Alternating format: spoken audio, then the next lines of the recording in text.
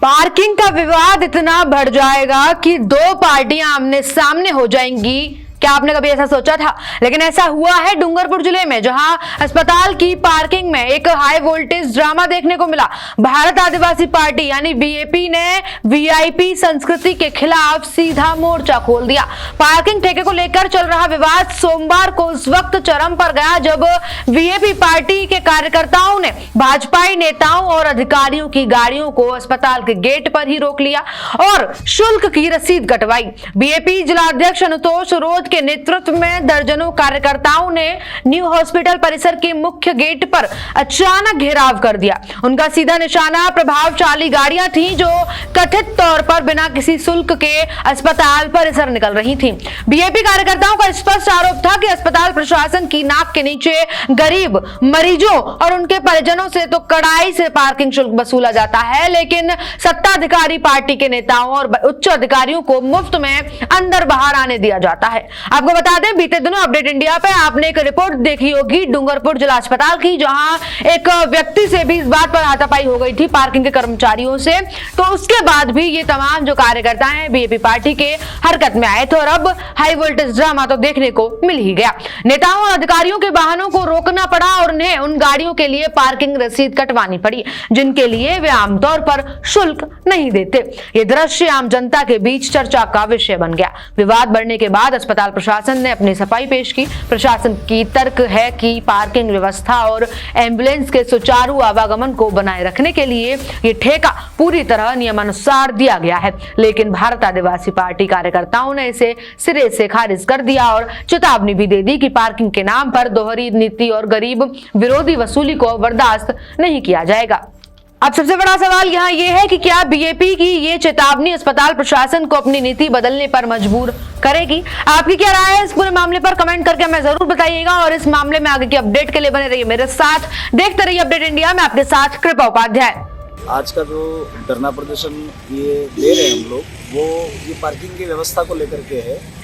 जो अवैध लूटमारी मचा रखी है पार्किंग के नाम पर, यहाँ जो गरीब जनता अपना इलाज फ्री में, ऑपरेशन फ्री में एक उम्मीद लेकर के आती है कि सरकारी अस्पताल में हम लोग जाएंगे तो हमारा वहाँ सब कुछ ठीक होगा, लेकिन यहाँ इमरजेंसी के अंदर भी अगर कोई बीमार है उसको लेकर के कोई आ रहा है तो उससे रस्सी खींच करके जबरन पैसा वसूला जा रहा है और शक्लें देख करके पैसा लेना, ये कहाँ तक न्याय की बात है। तो आज हमने समय दिया था हॉस्पिटल परिसर के जो अधिकारी हैं इनको, पीएमओ को समय दिया था। हमने डामोर साहब को कहा था कि 3 दिन के अंदर आप लोग इस व्यवस्था को सुधार लीजिए और इस पर्ची जो कट रही है उसके ऊपर निःशुल्क कर दीजिए। जो 3 लाख का आपने टेंडर किया, 2,97,777 रुपये का जो पर डे के हिसाब से 815 रुपया बनता है, वो जो राशि है वो राशि किसी भी फंड से आप जमा करवा लीजिए। सरकार में एक एप्लीकेशन लिख करके भेजिए कि आपका जो टेंडर का पैसा है वो सरकार जमा करा देवे और एज इट इज व्यवस्था लगी रहे। बच्चे बैठे रसीद भी देवे, लेकिन वो निःशुल्क की रसीद देवे।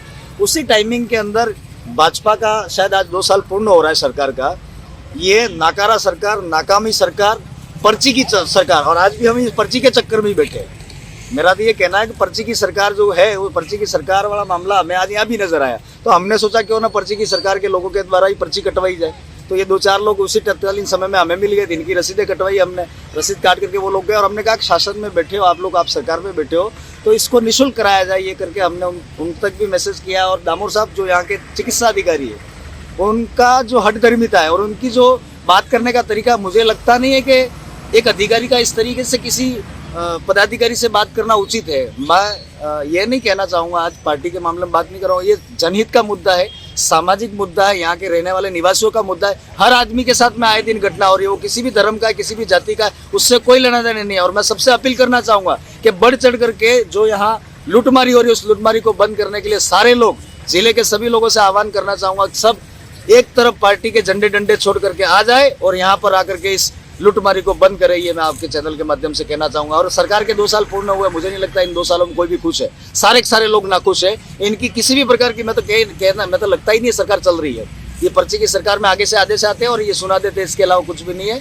और ये पार्किंग का अनिश्चितकालीन धरना है हमारा, हम लोग तब तक बैठे रहेंगे जब तक ये निःशुल्क नहीं किया जाए, व्यवस्था बनी रहे। और मैं शासन में बैठे लोगों से कहना चाहूंगा, कोई ज्ञापन नहीं देंगे हम कोई अपील नहीं करेंगे, हम तो सीधा कहना चाह रहे हैं आपके लाइन के अंदर पुलिस के जवान बैठे हुए, उनकी यहाँ व्यवस्था करी जाए।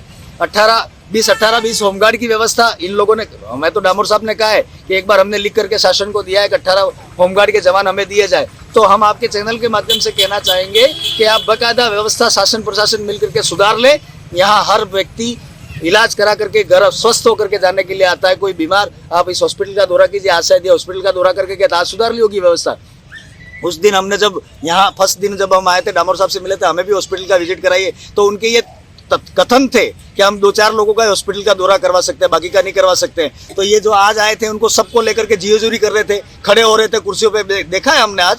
तो शासन के अंदर सरकार में जो लोग हैं उनके अधीन आप काम कर रहे हैं, मानते हैं हम लोग, लेकिन इस तरह की गुलामी करके आप इस पूरे हॉस्पिटल को चला रहे हैं, हमें नहीं लगता है। और इस हॉस्पिटल के अंदर जितने डॉक्टर हैं वो क्या ड्यूटी कर रहे हैं तरीके से, या अंडर ट्रायल जो लोग हैं वही दवाइयाँ कर रहे हैं। किसी दिन कोई मर जाएगा। और ये जितना भ्रष्टाचार आप अंदर जा करके देख सकते हैं। बस मैं इतना ही कहना चाहूँगा कि ये जो पार्किंग वाला मुद्दा है उस मुद्दे को अन्यथा ना ले, किसी पार्टी विशेष से ना जोड़े। ये एक तरीके से समाज हित का मुद्दा है, एक जनहित का मुद्दा है। इस मुद्दे को आगे उठाए। धन्यवाद। जय जवाहर, जय भारत, जय संविधान।